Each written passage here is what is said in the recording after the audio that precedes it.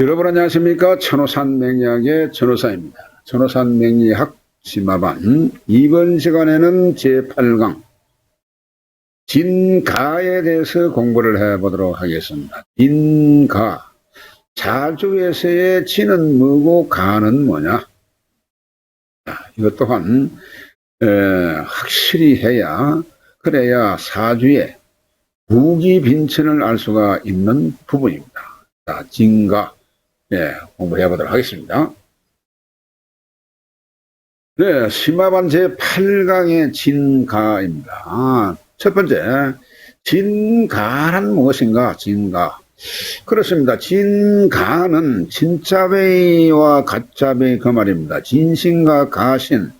자, 이것을 말하는데 진신과 가신의 약자, 진가를 이해를 하시고, 자, 진신은 여러분 득세하거나 득령을 한 요신을 말하고, 자, 진신은 사주에서 득령을 하거나 득세한 신, 그리고 가신은 실세하거나 신령한 요신을 말한다. 가령 인을생이 감목 또는 병화가 천간에 투철되어 있다면 그 감목과 병화는 득령을 했습니다. 그래서 이것은 진신이 되는 것이고, 만약에 경금이 투출되어 있다면 그것은 경금은 실력이죠. 그래서 이것은 가신이 되는 것입니다. 그래서 원력을 얻어서 왕한 육신을 진신이라고 하고, 원력을 얻지 못하고 퇴기한 육신을 가신이라고 한다. 이렇게 이해를 하시면 아주 간단합니다. 월을 봐가지고 그 해당하는 월이 12개월 중에 어느 달에 태어났는가를 보고 그 월의 신이 천간에 투관된 것이 있느냐 없느냐 이것을 본다. 네, 그렇게 이해를 하시면 되겠습니다.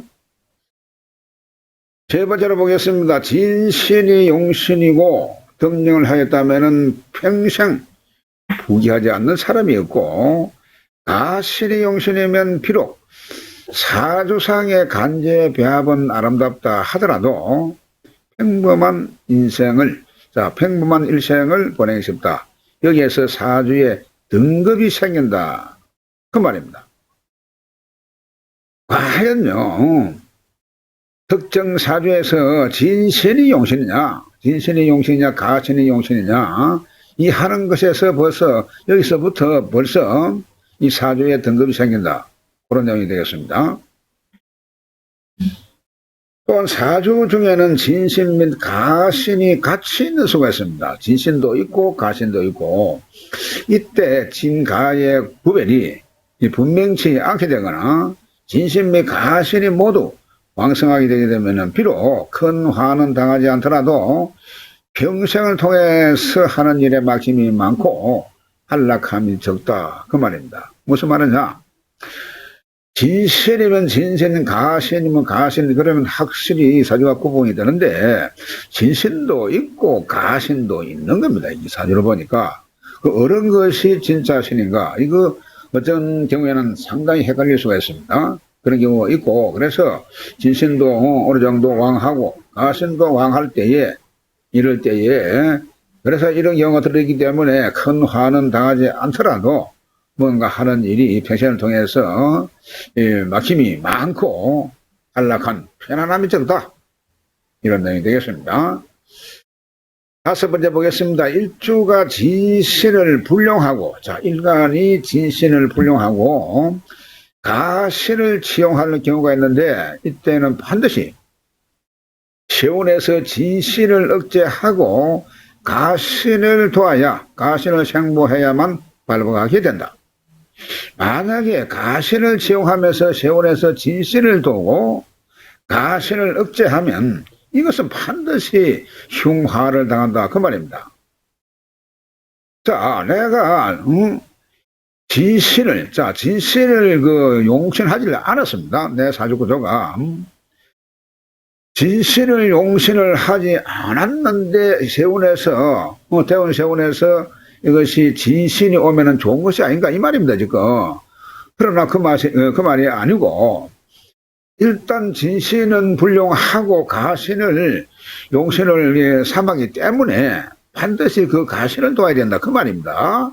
그래서, 헷갈리지 말아라는 그런 의미에서 지금 강조를 드리는 겁니다. 여섯 번째, 그러나 대부분의 사주에서 진신을 용신하기가 어렵고, 대부분의 사주에서 여러분 진신을 용신하기가 어렵다. 그 말입니다. 그래서 가신을 용신하게 되는데, 가신도 통근을 하고 행운에서 세력을 얻으면 소복이지만 발복은 하게 된다. 큰 복은 아닐지라도 반드시 그런 데에서 발복을 하게끔 되어 있다. 그런 내용이 되겠습니다. 자, 그 두 번째로 진가의 예시를 한번 보겠습니다. 이걸 보게 되면은 금방 이해가 될 거라 생각이 됩니다. 자, 이 사주는 경인의 무인의, 자, 경인의 무인의 갑자의 병인 이렇게 생겼습니다. 그렇죠. 갑목이 이늘에 나가지고 전체적으로 지지가 나의 근록이 되고 내 자리에 일지다수가 있습니다. 그렇죠. 그러니까 이 사주는 지지가 그 인목이 세 개입니다. 그래서 이 뭐 신앙에 이의가 없습니다. 뭐 얼른 봐도 뭐 신앙이죠, 이런 경우에. 그래서 왕상 갑목의 기운을 억제하는 편관. 자, 이 편관이 용신작용이 있습니다. 편관. 그리고 설계하는 병화가 용신의 자격이 있습니다. 왕하니까 억제하는 편관도 용신 자격이 있고, 자, 그리고 설계하는 병화도 용신의 자격이 있다. 자, 그 말입니다. 자, 그런데 여기에서요, 경금을 보게 되면은 사실은 여기에서 이 신령입니다. 신령. 그렇죠? 경금이 이늘에 뿌리가 없습니다. 사실은 이늘에 뿐만이 아니고 전체적으로 경금 자체가 뿌리가 없는 겁니다.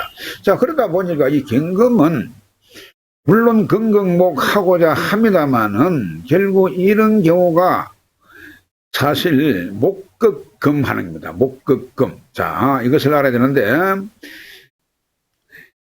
생극제화에서 보게 되면은 사실은 하생목 하는 경우가 있습니다. 하생목 하는 경우가 있고 목극화 하는 경우가 있는데 이러한 이치를 알지 못하면 사주를 풀 수가 없습니다. 그런 위치에서 볼 때 경금은 분명히 목을 극합니다만은 내 자신이 전체적으로 뿌리가 없다 보니까 오히려 많은 갑목의 이 경금이 극을 당하는 그런 경우가 된다. 그런 내용이 되겠습니다. 그래서 이것이 경금은 이미 신령하기 때문에 용신의 작용이 없습니다. 그런데 시상에 있는 병화, 이 병화가 사실은 이날에 병령을 했죠. 그래서 이 통근을 또 했기 때문에 이것이 막바로 이 진신인, 용신인 동시에 이것이 용신인 동시에 진신이다. 그 말입니다. 이날에 등령을 했고 또한 이 뿌리가 튼튼하기 때문에 이것이 용신이면서 등령을 했기 때문에 이것이 진신이다. 진신용신이다. 이 말이 되겠습니다. 그래서 이 사주는 진신과 가신이 모두 투출되어 있습니다만 병화는 이날에 그 기운이 왕성해지기 때문에 월등하게 왕성합니다. 사실은. 그러나 경금에 비해서 월등하지 보게 되면은. 그래서 진신이 왕성하여 간도에 올라 높은 배설을 하게 된 그러한 사주다. 진신이, 병화 진신이 왕성하다 보니까 간도에 올라서 높은 배설을 하게 된 사주다. 이렇게 보시면 되는 겁니다. 넘어갑니다. 그 두 번째로 이 두 번째 사주를 보도록 하겠습니다. 이 사주는 갑자의 병인에 기사의 심이 이렇게 생겼습니다. 자, 이거는 기토가 이날에 태어났습니다. 기토가 이날에 태어나고 연간에 갑목이 통관하고 월간에는 병화가 통관이 되었습니다. 자, 이것은 정관격입니다. 정관격. 정관격이 이거 없죠. 병화도 식신격 되겠네.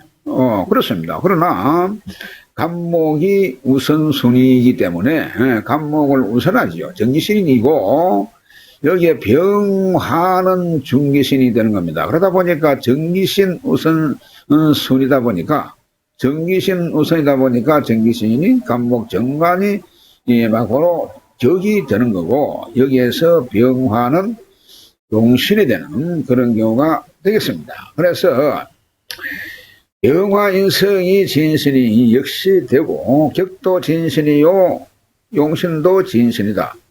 격도 진격이고 용신도 진용신. 자, 이 말입니다. 그래서 사주가 가만히 보게 되면요. 기토가 인을 해놨습니다만은 가만히 보면은 연지에서 이 수가 수생목합니다. 수생목하고 이 목은 목생화하니까 또 이 화는 화생토하니까 이 토는 또 토생금. 이렇게 주류무체하고 막힘이 없이 백글백글 사주가 잘 흘러간다. 자, 여러분 보이십니까? 그렇기 때문에 상생하다 보니까 오행의 유통에 막힌 데가 없다. 그래서요, 일생에 막힘이 없는 좋은 사주구도다. 이것이야말로 아주 중화가 잘 된 사주다. 다음에 중화에 대해서 공부를 합니다만은 중화가 잘 된 그런 사주다. 이렇게 이해를 하시면 되겠습니다. 자, 그래서 평생의 간도에 올라가지고 그 배설이 극품에 이르고 그 자손에도 가거급제하는 사람이 거치지 아니하고 수명은 부부가 다 90상수에 이르렀다는 사주로서 일생에 걱정 없이 막힘이 없는 좋은 사주다. 그렇습니다. 이런 사주 사실 드뭅니다. 사실은. 그래서요, 이것이 막 바로 중화된 사주이다 보니까 이런 경우에 동서남북 어느 운이 와도 한치도 이 막힘이 없는 그러한 좋은 사주다. 네, 그런 내용이 되겠습니다. 자, 다음 시간에도 계속해서 조에 대해서 공부를 하도록 하겠습니다. 조후. 여러분, 조후가 얼마나 중요한지를 여러분, 아셔야 될 그런 필요가 있습니다. 그렇습니다. 대단히 수고 많으셨습니다. 다음 시간에 뵙겠습니다.